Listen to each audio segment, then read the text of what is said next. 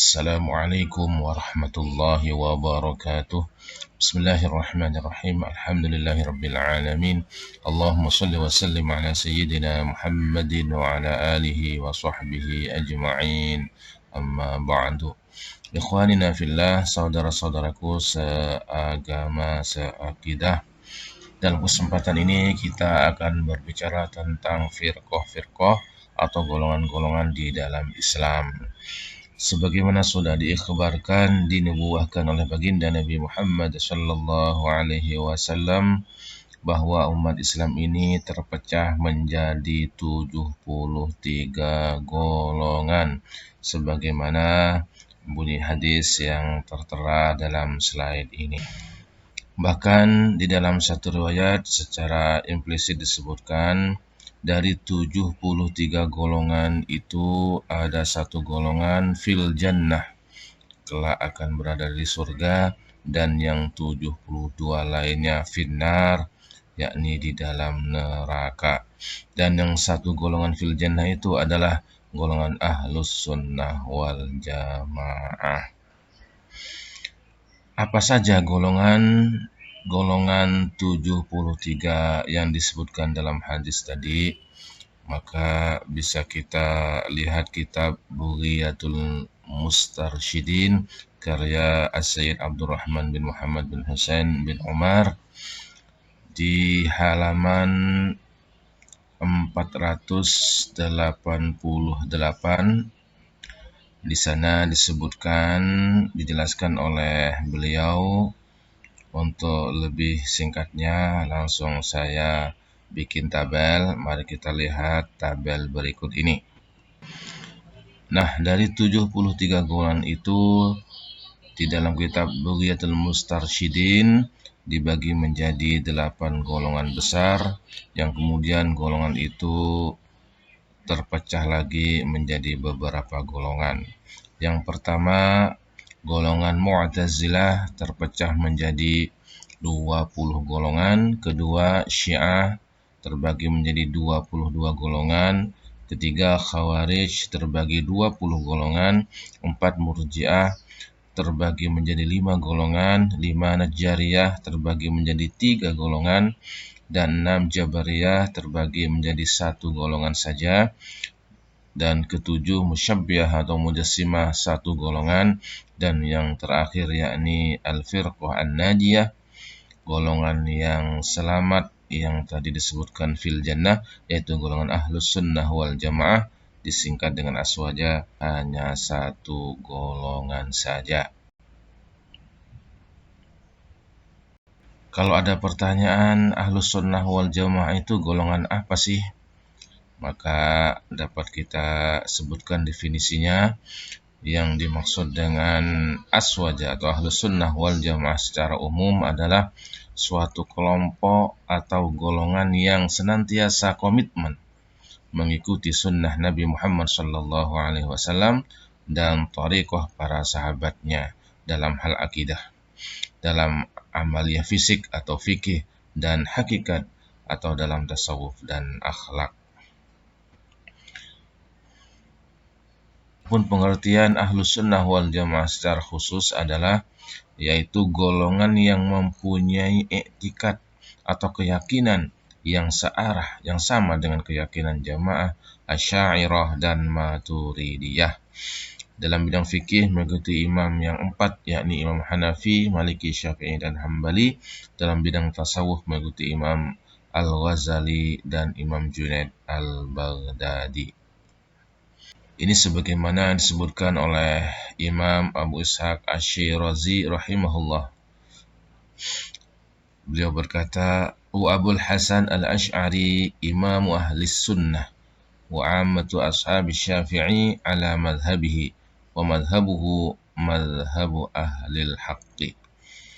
Abul Hasan Al-Asy'ari dia adalah imam ahlus sunnah. Kebanyakan pengikut Asy-Syafi'i adalah di atas madhabnya, dan madhabnya adalah madhab ahlul haq. Demikian disebutkan dalam kitab At-Tabaqatus Syafi'iyah, juz 3 halaman 376. Begitu juga disebutkan oleh Imam Murtada Az-Zabidi rahimahullah, "Idza utliqa ahlus sunnati wal jamaah fal muradu bihim al-asy'ariyah wal maturidiyah." Jika secara mutlak disebutkan ahlus sunnah wal jamaah, maka maksudnya adalah al-asy'ariyah dan al-maturidiyah. Demikian komentar beliau dalam kitab Ithaf As-Sa'adah Al-Muttaqin, juz 2 halaman 6. Lebih singkatnya, kita lihat tabel berikut ini. Inilah nama-nama ulama madhab atau imam-imam madhab dalam golongan ahlus sunnah wal jamaah. Di bidang akidah, ahlus sunnah wal jamaah mengikuti Imam Abul Hasan Al-Asy'ari. Dalam bidang akidah juga mengikuti Imam Abul Mansur Al-Maturidi. Dua-duanya beliau ini adalah ulama salaf. Kemudian dalam bidang fikih mengikuti imam yang empat, yaitu Imam Hanafi, Imam Maliki, Imam Syafi'i, dan Imam Hambali. Keempatnya ini juga ulama salaf. Dan yang ketiga dalam bidang akhlak atau tasawuf mengikuti Imam Junaid Al-Baghdadi, beliau juga ulama salaf. Dan atau mengikuti Imam Al-Ghazali, beliau ini saja yang tidak termasuk ulama salaf karena beliau hidup antara tahun 450 sampai 505 Hijriah.